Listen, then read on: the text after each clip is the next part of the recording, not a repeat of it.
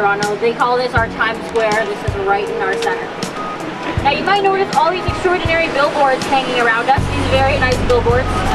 Now Yonge Dundas Square is prime advertising space. So to get a billboard in Dundas Square, it is costing you $36,000. For the same price, you could perhaps get a degree at Ryerson University. Now Ryerson is one of the many universities we're going to pass on this tour. This large glass building here is the brand new Ryerson Student Learning Center, otherwise called the SLC. Now Ryerson is a big commuter school. It's got about 30,000 students and only 800 beds. So most of the students, of course, are traveling in. So to make this easier for students with layovers, they built this SLC, the Student Learning Center, which is comprised of 8 floors of different various study areas. Now because people learn in different ways, each floor has a different theme. For instance, they've got a valley floor, which is painted with a bunch of different greens and has very soft green cushions for the students to sit on. They've got a sun floor, which is bright yellows and oranges. And they've got a beach floor, my personal favorite, which is comprised of a bunch of sandy-colored levels with chairs. And then a little blue front, where they have beach chairs and lounge chairs and beach balls for the students to kind of study in a beach atmosphere. Very cool, providing a nice learning experience for them. Now the first stop we're going to be coming up to is stop 2, Yonge and College. Is anyone looking to get off at Yonge and Carleton, Yonge and College? Nope, no stop requests up here. See, that's the first part to hop off. That was great, everyone did one. So we are driving down Yonge Street right now. Now Yonge Street's pretty special. If you look straight ahead, I'm sure you can't see the end of Yonge Street. That is because Yonge Street is the longest street in the world. Or so we were until Guinness World Records said so. It was pretty neat. Yonge Street is, in fact, an extraordinarily long street. However, at a certain point, it briefly changes its name to Highway 27. Now because it does that, the Guinness World Record book thinks that no longer constitutes as one street, and therefore it cannot be the longest street in the world. But if you stayed on Yonge Street all the way to the end, it is over 1,200 kilometers long and will take you all the way to the Ontario-Minnesota border. Sometimes for kicks, we'll just take you guys to Minnesota. That's not even cool. So if you guys notice these street signs ahead of us, it's the same street, but on this side you have Carleton, and this side you have College. Ridiculous, right? Doesn't make any sense. It's absolute anarchy. Now the reason being is that Yonge Street is also the dividing line in our city here. It splits our city into East Toronto and West Toronto. This is how this works. All this, everything this way, that 7-Eleven, that street lamp, that gentleman or that lady walking by, all of that is East Toronto. Everything on this side, that bicycle, that building, that lady's purse, West Toronto. This middle street is just a rogue area, anything goes. You haven't decided. So when things cross over from East Toronto to West Toronto, they will often change their name, which is why the same street, known as Carleton, this way forth, suddenly becomes College. Now it also happens that the addresses start over. So sometimes it will keep its same name, but the addresses start over. So if you're going to for example, you want to be on this side. But if you're going to King Street West, you want to be on this side. If you mix that up, you're going to be on an adventure. Now if you get off at Yonge and Wellesley and you go about a block east, this way of course, you're going to be in the church in Wellesley, which is the LGBTQ village. LGBTQ stands for lesbian, gay, bisexual, transsexual, transgender, two-spirit, questioning, queer, ally, agender, asexual. Thank you, I'll be here all week. That is the heart, of course, of our LGBTQ community. Love the area. You've got all sorts of very cool shops, bars, pubs, and clubs in there. That neighborhood also plays host to our annual Pride Festival.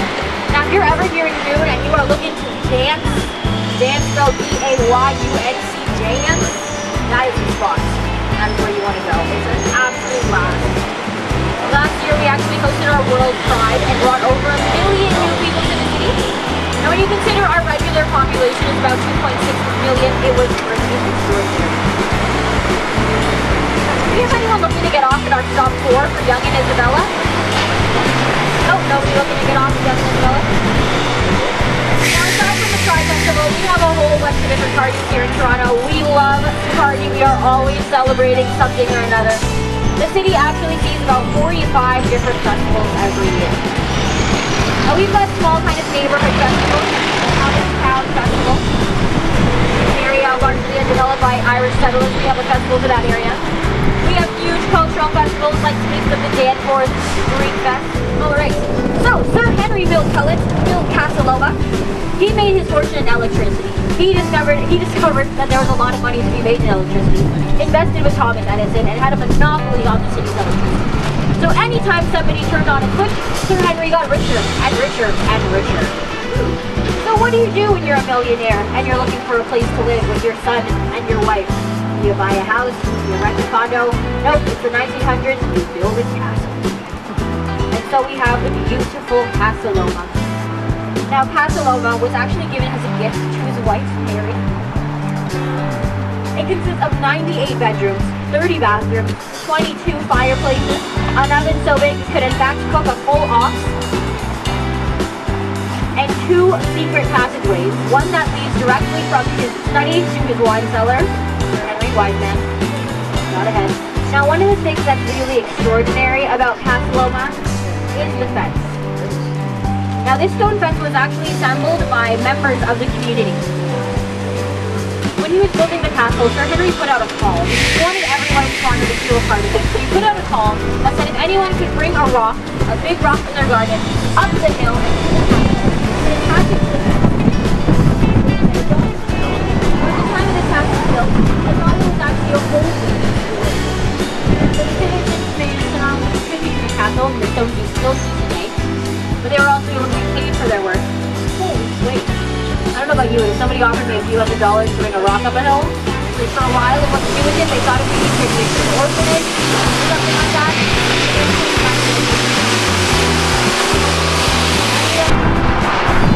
Now right now we are driving down Hospital Alley, named so close to the most. On our right, we have Princess Margaret Medical Center. Now this is the hospital known for its incredible cancer research. They've done on our left is Toronto General Hospital. Now Toronto General is the largest and oldest. It started off with just 11 beds back in 1812 and has expanded to cover over 3 city blocks. Now on our right, on our right, we've got the Mount Sinai Hospital, which was actually started by Jewish doctors who were facing a lot of discrimination at their hospital. They decided to start their own. Now because of the strong belief in multiculturalism at the Mount Sinai Hospital, you can be treated in over 45 different languages. They believe that you should be able to be treated in your native tongue. Now Mount Sinai also has the largest maternity ward in the city.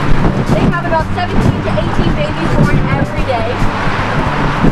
That's about a first grade class, very fast. Now on our left, we are passing St. Kitts Hospital. Now St. Kitts is the best pediatric center in Canada, one of the best in North America, absolutely extraordinary hospital. They made some really incredible pediatric achievements there. That is actually the very first successful separation of joint, as well as the very first in utero open heart surgery. They were able to perform open heart surgery on a fetus still in the womb. Now because of the stem cells available at the time of the operation, the child was actually born without any scars. Very cool.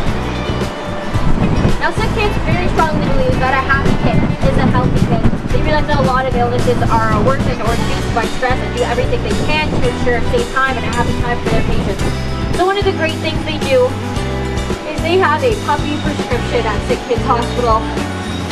Now what a puppy prescription is that if you're having a tough day, you will write your prescription and a puppy will be delivered to your room stacked. The puppy will arrive in a basket and you get to play with the puppy all day.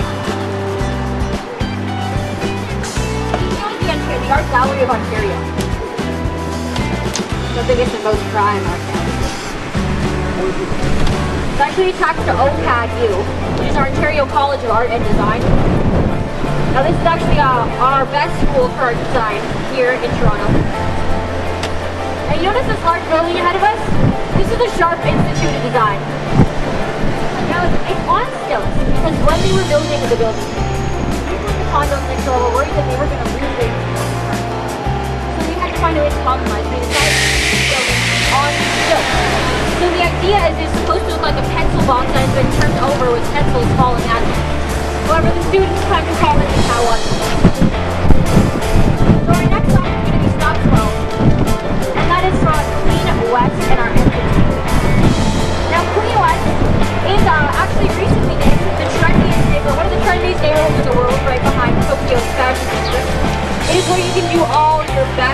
very fashionable vintage stuff shopping. If you're looking to bring back the 80s, this is your stuff. Now, as we turn the corner, you're gonna see something pretty cool. City TV had a news truck that burnt down, and in order to kind of use it, put it to use, they turned it into a public art piece known as breaking news. Let me know if you see it as we turn the corner. One of the wheels is spinning. That's because news in the city is always rolling. Okay, I'm done with the cuts now. That's pretty cool, right? Yeah. Now that is our Belgian building. This is where a great deal of our news segments come out of, as well as our watching music, kind of Canada's MTV. Minus reality show. Now the building itself actually used to be a Methodist Bible printing center. We are driving through right now the entertainment district of Toronto. Now it's a Saturday. So today it looks pretty calm out here. If you come back in about 12 hours, it's going to be very, very different out here. This is the prime stop for bars, pubs, and clubs. Now, unlike Young Street, it has some pretty relaxed social laws. You can kind of put up whatever you want. The entertainment district is known very. The reason being is that they can only handle a certain amount of people. This area becomes very difficult to control. So if you want us to bring a club or bar, you have to wait for one to close down and then get on a waiting list. This building, and it's been designed by the famous Canadian architect called Arthur Erickson. So what's cool about this building is not because of this architect, it's the illusion that he tried to create. Fully booked up the airport. Oh, I'm looking very much. I'd like to say hello to that. I don't know if we can do that. That's just the greatest welcome for Toronto. Anyway. And notice those white buoys all along the water near the airport. If you see another plane going down, you see those things are really close to the water at this point. And as well the tortoise, which is